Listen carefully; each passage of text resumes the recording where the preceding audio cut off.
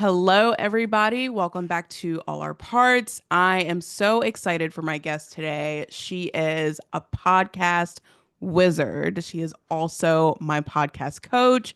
She does all things podcast strategy, business strategy. The skills that she offers to the table are transferable. So excited, Chelsea. Thank you so much for joining me today. I'm so excited to be here and how full circle that we're having a conversation on your podcast, which was an idea a few years ago, and now you have taken it to the moon. So I am so happy that we're doing this. Yes, I've been reflecting on that and I'm like, I literally came to Chelsea with like a thought and a dream. Like a pen, a dream, and a hope. And she walked me through the steps, and it is so amazing to now be sitting in front of you, being able to interview you. I love this. This is like full circle manifestation moment for me too. So you have been really bringing yourself to social media, decentering men, talking about your consumption journey. Is this like a rebrand era? Okay, definitely a rebrand era. I also realize that I think everyone feels this that at some point you don't want to be a brand, you want to be a human being and you want to show that you have a personality outside of what your offer suite is. And so I think that's always been a piece of my brand, but lately I'm leaning more into sharing really who I am and what I believe in and trying to show my values even more because I want to magnetize people that resonate with those values and I want to repel people that don't. So yeah, with the consumption journey, with decentering men, with all these new things, it is like a stage and phase that I'm going through myself and I want to be able to share that with people so they can see how my inner world also reflects my outer world. That being said, I am literally going through a rebrand right now and it will probably publish later this year. And yeah, I'm really leaning into the author, speaker, consultant, philosopher versus a podcast coach or someone that can help you with the skills of podcasting. I really want to show that I am someone who am thinking more like building a body of work and Mhm. legacies and helping people do that versus I think the era I was in before, maybe switching out of right now is I just help you launch podcasts, which has been amazing, but I've been doing that for 5 years and I think I'm ready for a little bit of a pivot. Yeah, I've noticed in the last year you've allowed yourself to be like a multifaceted business icon, like Thank Substack, you. the vlogs. I need to bring him back. I need to bring him back. I was just talking to my friend this morning because I recorded those vlogs in Berlin. She's moving to Berlin. And I'm like, do I need to go back there? Because I was in my vlog era in Berlin and it was so much fun. But yeah, I just had a lot of experimentation in the last year. Yeah, vlogs, writing, essays. I've always been a creator. And I feel like the way you can tell me, because you're not me, the way I perceive myself is like people were just seeing me as podcast coach, or podcast host because I've had my podcast. But I'm like, I'm also a writer. I can vlog. I can do all these other things. And I not even can do them. I want to do them. I really like creating and I want to lean into that unbound self expression and not be so confined to I'm a podcast coach, so I can only podcast. Yeah, absolutely. I remember when you released your episode on women just releasing their inner witch, like allowing their voices and taking up space as not only a birthright, but like a corrective, like healing experience. And I remember listening that and was like, okay, she's like dipping her toe into something like new, something fun. Hmm. I remember I was walking my dog. I was like, I love this episode. And to see it now evolve and grow into something is just so amazing. I'm so happy to hear that. And what I will tell you too is, like you said, dipping my toe into that is an experience that I'm trying to share more publicly. And that is something that can be hard for people, right? If they're not an expert in it or they're just Mhm. starting out or the beginning. And my experience right now in going into these waters is very new. And it's not things that I normally talk about, but this is why I constantly talk about pivoting in public and sharing your journey because exactly what you're telling me, someone's going to resonate with it, even if you don't have all the bells and whistles ready to go and you don't have a thesis on it yet, you can still show like I'm opening the door. So that really validates what I was experiencing in that moment, that I am opening the door and I want to keep going into the living room, so to speak. Yeah. Has any imposter syndrome come up as you've been exploring these new or more authentic like ways of presenting?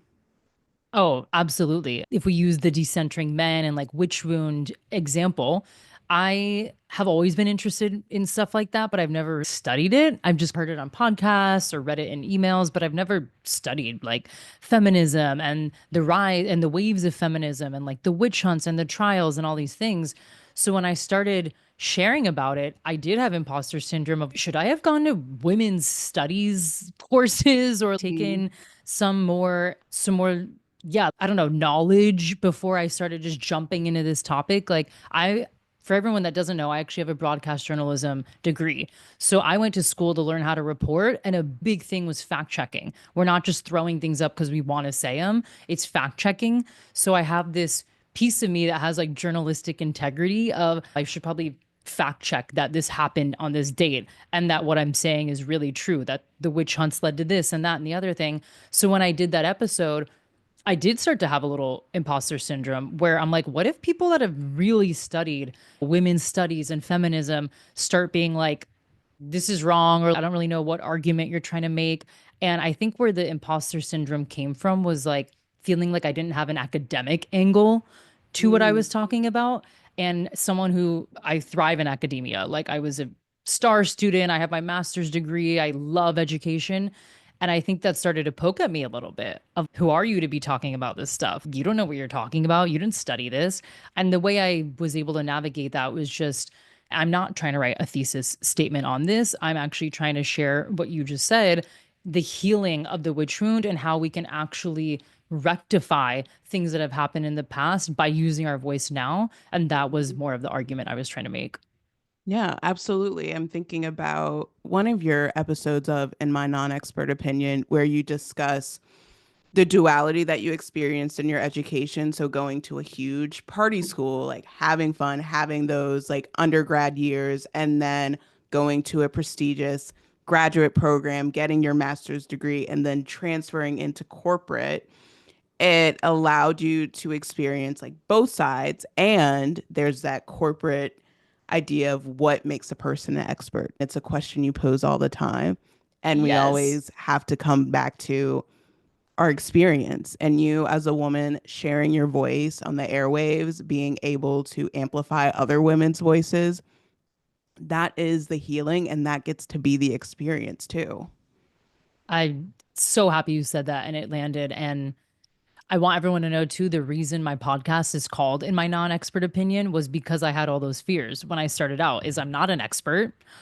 I don't have that formal degree in every single thing I talk about. I have a lot of opinions. They're not all coming from an industry thought leader, but I want to talk about them. And so I was like, why don't I just be on the nose with the podcast name and call it In My Non-Expert Opinion, the same way a doctor would say, in my expert opinion, you should go on this medication.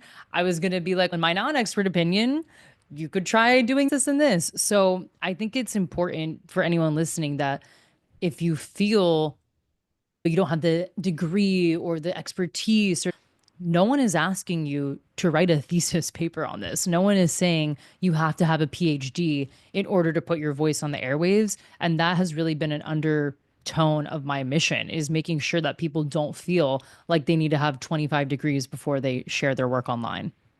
Yeah, I think that goes back to even when we're thinking about consumption, when we're thinking about how we as a society are starting to choose the people we elevate. There's a level of relatability that so Yes. many people are looking for. And as you're talking, I'm thinking about Gabby Wendy's like rise to fame from traders. Like she's bringing a level of authenticity, a level of just relax. She's not like showing off with like biggest brands. She's not like doing a whole lot of brand deals. She's just showing up as herself, and the people are loving it. Is this the girl that her podcast is called Long Winded? Okay. I remember finding her actually not even through her podcast, through her partner's podcast. And like it was one of those things, speaking of putting yourself in other people's orbits, which is what I've been talking about a lot, is I found her that way. And yeah, I remember just watching clips where I was like, she just having fun and like telling stories, and it's so entertaining. And actually something we were just talking about right before we jumped on air was reducing inputs and like Mhm. canceling plans and slowing down. And I think that goes the same for self-improvement. Not every podcast or piece of content we consume has to be constant progress and productivity. And I think Gabby's podcast is an excellent example of sometimes we just want to feel like we're listening in on girls chatting in the bathroom and that's it. And that's totally fine and valid.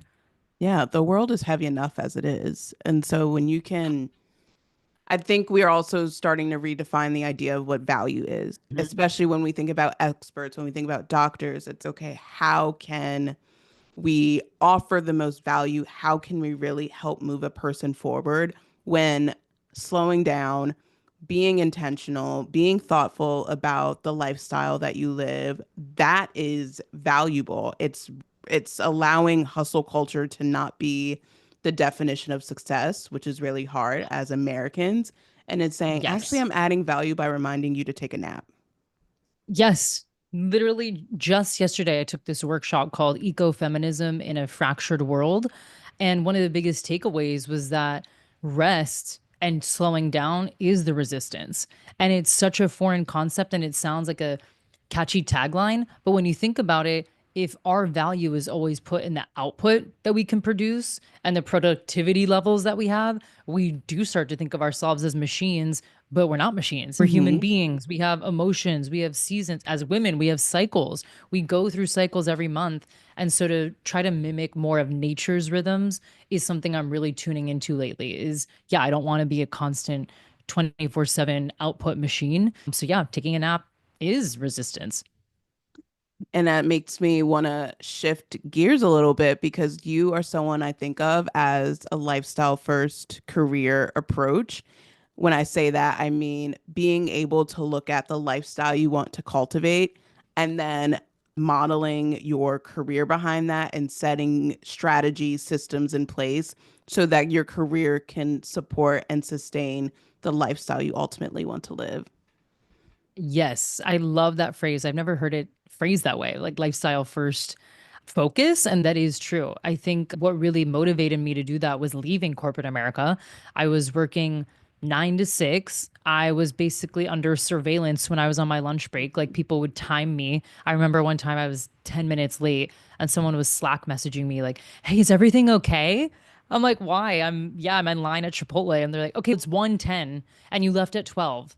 I was like, this is crazy. Like, I have to get out of this environment. And yeah, my work really gave me a lot of purpose and meaning, but it also, what we were just talking about, it's what I put all my value in. And so the only way I saw myself was a really good salesperson, a really good client facing employee, someone that hit their quota all the time. And I was just like, is this really what I want my life to be? And what happened was I went on a Euro trip during one of my PTO summer breaks. And I remember thinking, this is going to be the rest of your life. Like you are only going to get 10 to 12 days of PTO plus some bank holidays. There's no magical new land coming where you're all of a sudden going to get to take a month or two off. Like you're going to constantly have to bank your PTO.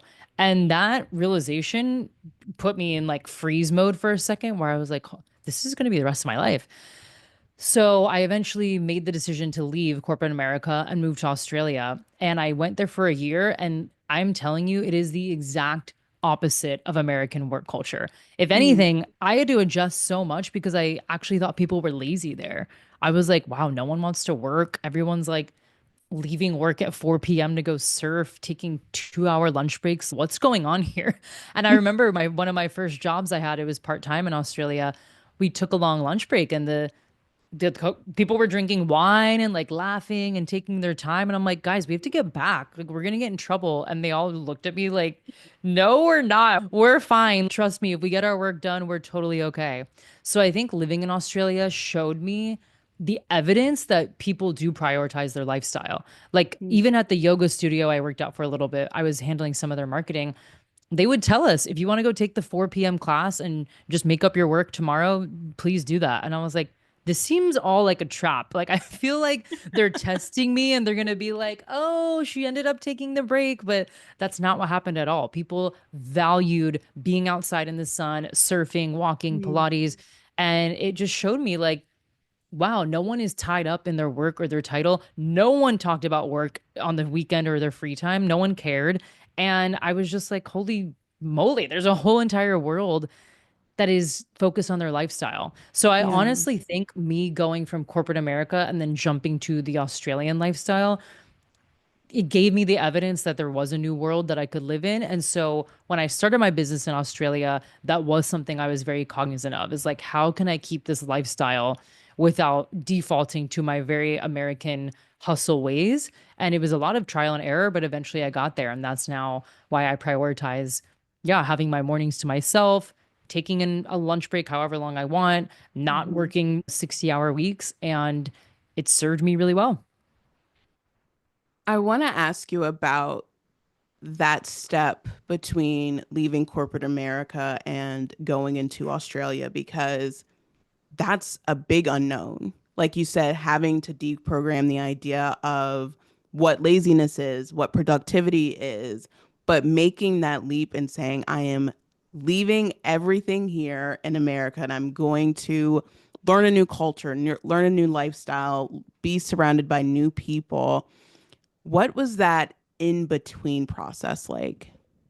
Ooh, that's such a good question because, yeah, I hate when people are like, I just quit and got a one-way ticket and never looked back. And you're like, what happened in between that? So I will say, for one, it was not all at once. It wasn't like one week I decided to quit and 2 weeks later I was on a plane. I think the process was probably a year and a half. And I knew I needed to give myself that time to adjust. So I applied for the visa. I got it immediately. It's very easy to get the visa in Australia, the working holiday one, and you can wait a year to activate it. So I wanted to wait the year so I could save money. I didn't want to work when I got to Australia. I wanted to take a few months off.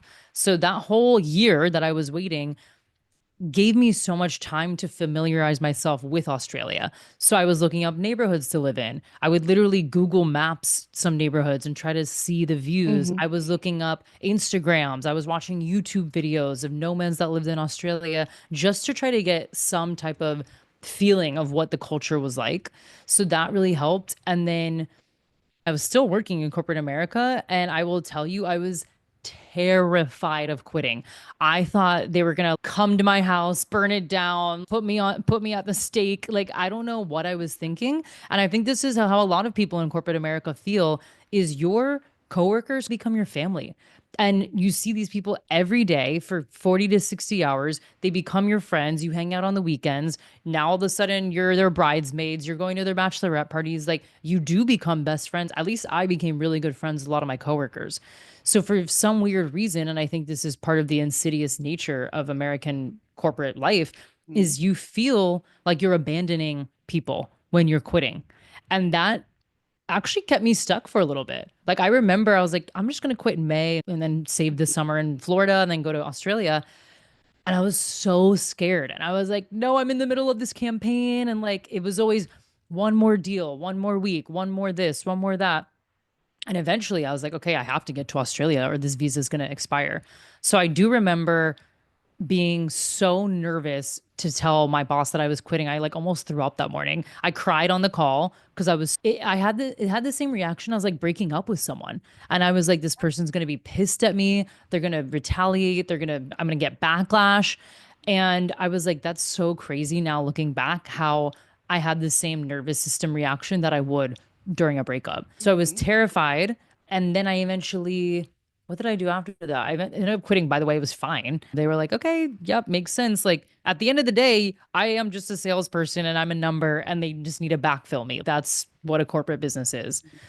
So then I moved home for a little bit to Florida, and that was an adjustment as well because if anyone has moved home when they're an adult, you revert to being who you were when you lived at home when you were like 16 years old.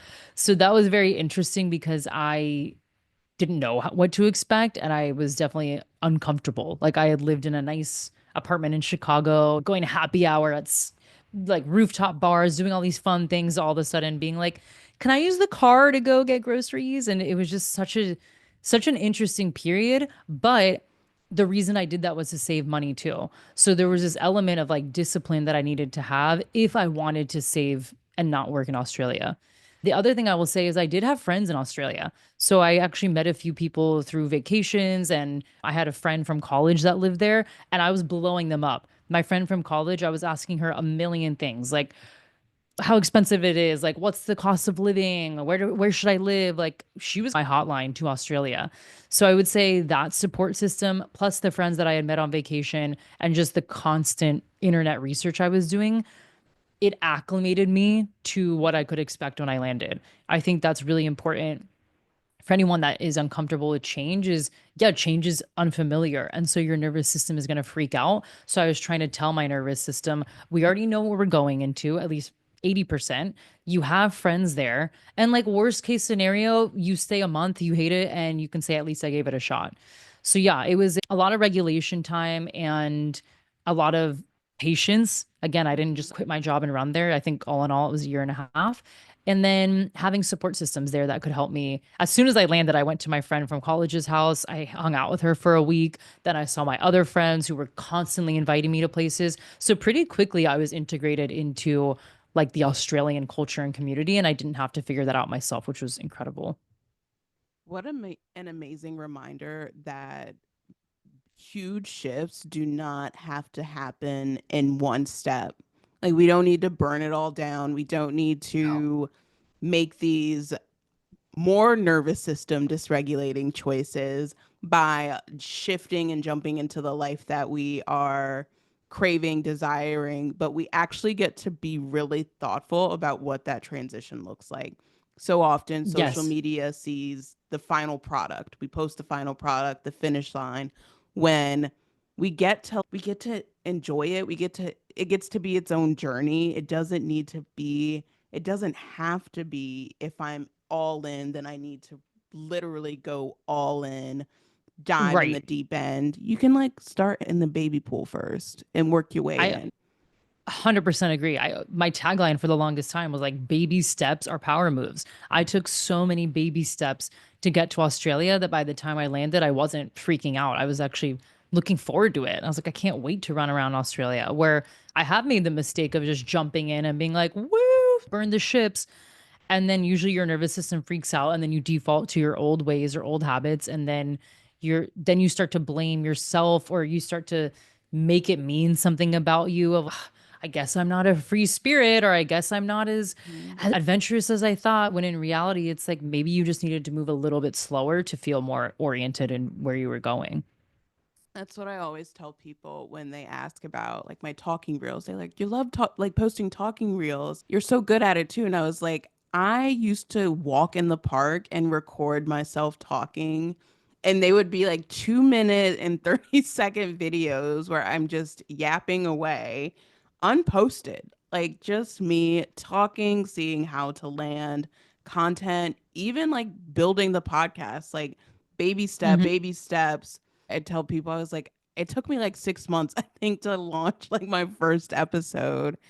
And, but I did, again, the nervous system regulation. Like, you don't need to go full force. You don't need to jump in, be all in, be super like intense about it. It gets to feel, you get to go at your own pace. And I also think, reflecting on now, I haven't lived in America full time since 2019. That's a very American thing to like glamorize burning it all down and then overnight success. And like, I flew to the moon after this, that, and the other thing. And I'm like, it's actually wild because I feel it when I'm around my American friends and back in America when I go visit, that there's this glamorization of like how fast you can get there and how intense you did it and how much energy and effort and output, and it's such a badge of honor. Where when I live in Europe, Australia, even South America, no one cares. No one, everyone's cool. It's great. God, like cool for you.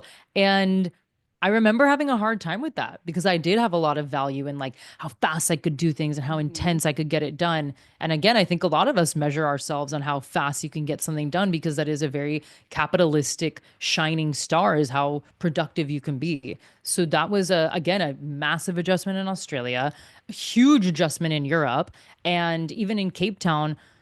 It's just so funny. No one talks about how fast they move or how quick they got there or their work. It's only when I'm back in America because that is so much of what we've built our pride and self-perception on. But to your point, it's like, for what?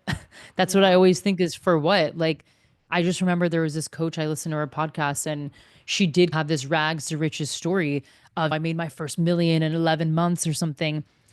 And I think that message is obviously very hot and glamorous, right? I want to make a Mhm. million in 11 months.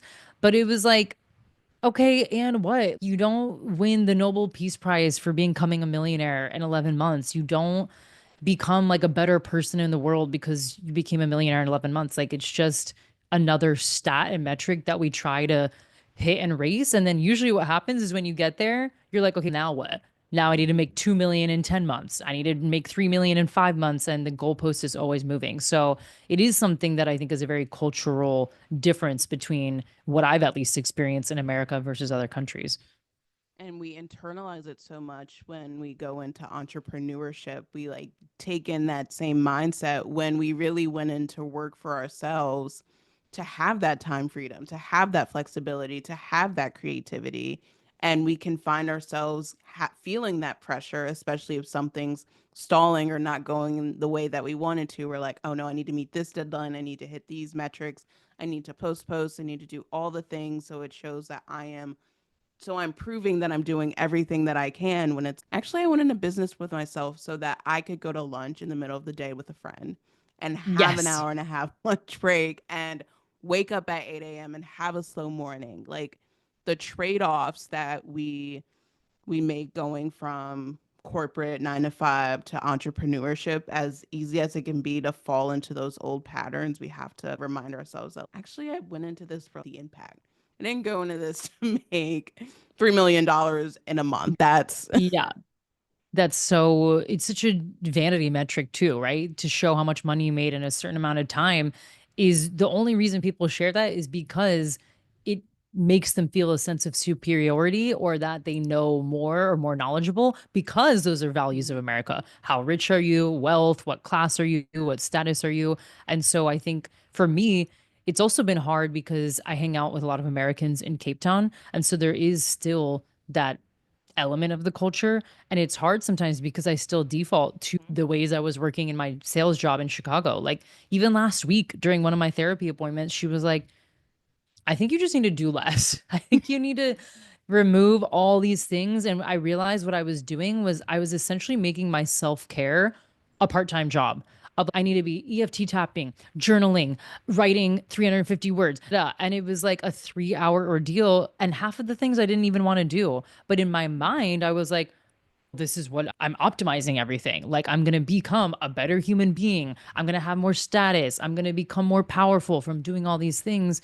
When in reality, I was drained, exhausted, resentful, totally out of energy. And I was wondering, why did I feel so constrained by my life that I've created? Like we're talking about right now, I create my schedule. I can choose what I want to do. So why am I always complaining about not having space? Yet when I have space, I fill it up with all these self care checklists. So I will say it's not something that I've completely 180'd or mastered. It's something that I actively have to remind myself, like, it's actually okay if you don't do 6 self care things every morning. I also have not mastered it. So you are not alone in that process. I constantly go back. I'm like, okay, I wake up, I'm gotta check my email, do this. I'm like, Jasmine, relax. No one's on Relax. fire.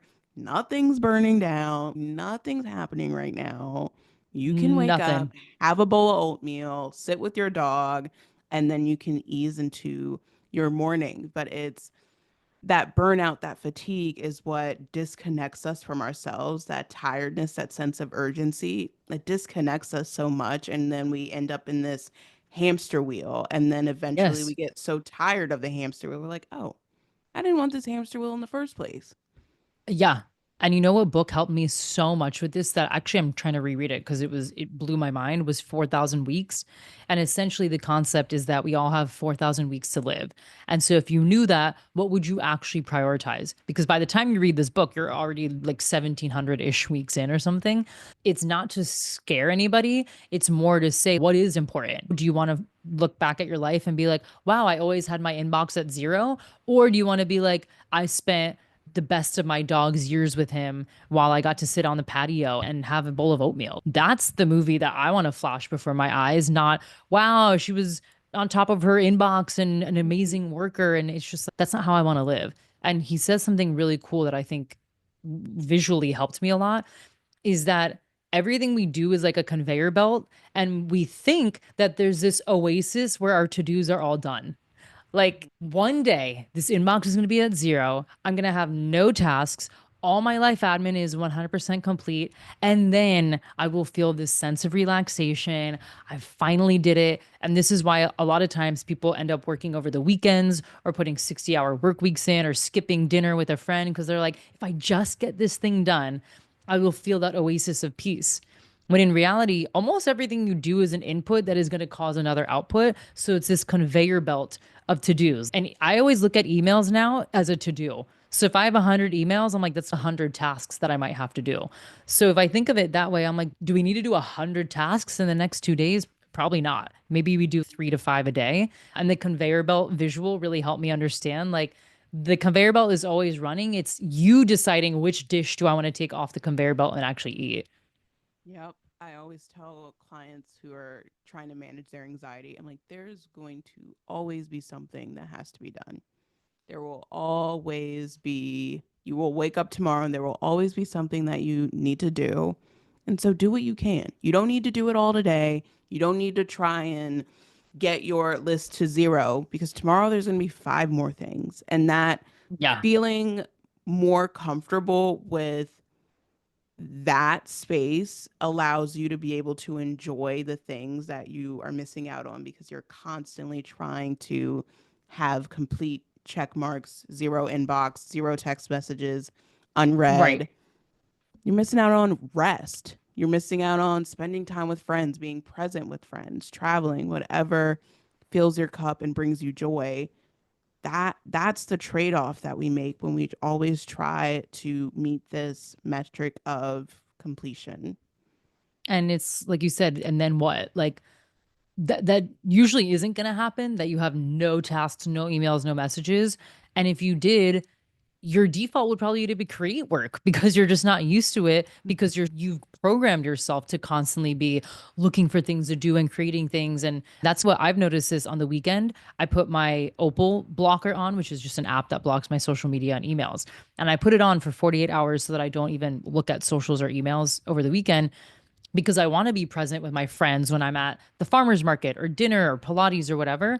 And I still find myself almost creating things and pockets of time to be busy because my system is so used to equating like busyness with being valuable or busyness with being important or that people care about me or people haven't forgotten about me. I think there's a bit of maybe like an abandonment issue that I have or other people have where you think if someone hasn't texted you or emailed you or DM'd you that you've lost your entire tribe or friend group. When in reality, it's no, we're all just being present this weekend with our friends and family. And it doesn't mean that people have forgotten about you. That's a lesson I'm learning like in real time.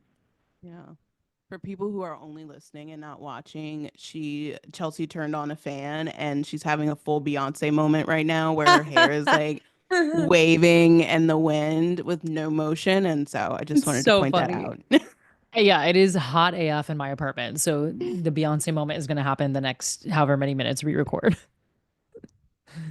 Chelsea, this has been such an inspiring conversation. I think you've really hit the nail on what it means to redefine our vanity metrics. What does it mean to really sit with the idea of what success means and not just the American dream that we were sold and told, like, this is what should be important to you, but really sitting down and saying, okay, what is valuable to me? And what is actually valuable to me? What is going to allow me to wake up feeling motivated and excited about my day and not, I have to hit this goal, I have to hit this goal, and constantly moving the goalpost. And I think you really reflect that in your lifestyle first, like focus career approach. Thank you so much. And I want to give everyone a tip around that too, because I feel like we talked about it, but I know for me, I always like something practical is try to plug in your lifestyle things first and then schedule your work things. So, for example, one of the first things I do every week is I book all my workout classes because I usually do those with friends. Then I get a matcha and go for a walk, or I do that before. That goes in my calendar first. Then I start plugging in other things or my work blocks. I usually don't even have my availability on my scheduler open until past 12. So I know if I wake up in the morning, it doesn't matter. I'm literally not going to be speaking to anybody until past 12. So there's ways that you can start to play around with your schedule to make your lifestyle fit. It doesn't have to be, oh, I need to get through all these things. And then if I have time, maybe I'll go do that yoga class. Or if I have time, hopefully I can squeeze in dinner. No, put the dinner on the calendar first and then plug in your work blocks around that. And that is how you start to build a lifestyle first career. Do you have any off since you're going on sabbatical? Do you have any offers that you want to promote? This will probably go out in like Late May. So Mic Drop is coming back as a live course. So if you want to launch a podcast like Jazzmyn has, we are launching Mic Drop in, I think, the fall of 2025. Yeah, my summer sabbatical is slated for July and August, and that is going to be a place for me to create space and go inward and focus on my self expression. And then after that, we'll see. I'm cooking up a lot of offers, but I think there's always space to work with me one on one in certain capacities, whether that's a VIP day or a 6 month container. And then Pitch Perfect will probably be back in, I want to say late fall or winter. So stay tuned for that. everyone. Chelsea just let you all know ways you can connect with her, ways that you can work with her outside of finding her on her show, in my non expert opinion. Chelsea, thank you so much for joining. This season, I am asking all of my guests as a closing question, what is your commitment to yourself for 2025? Oh my gosh, this is something I should journal about. This is such a good question. I would say allowing myself rest and not feeling guilty about it. I think exactly what we've been talking about this whole time is rest as resistance. And as much as we can talk about it out loud, it's very different in practice. And it's something that I am actively working on right now is being okay with creating pockets of rest in my day and in my week and committing to that and going to bed earlier, taking the nap, sleeping in, whatever rest looks like, and not trying to push myself and prove anything to anybody. I don't want to operate with this energy of having a chip on my shoulder. And I think rest is the commitment and the solution that will help me, get me out of that energy. I hope everyone goes and takes a nap after listening to this episode or Amen. watching a movie and turning your phone on Do Not Disturb. Thank you for tuning in to All Our Parts. Chelsea, thank you so much for joining me today. Thank you.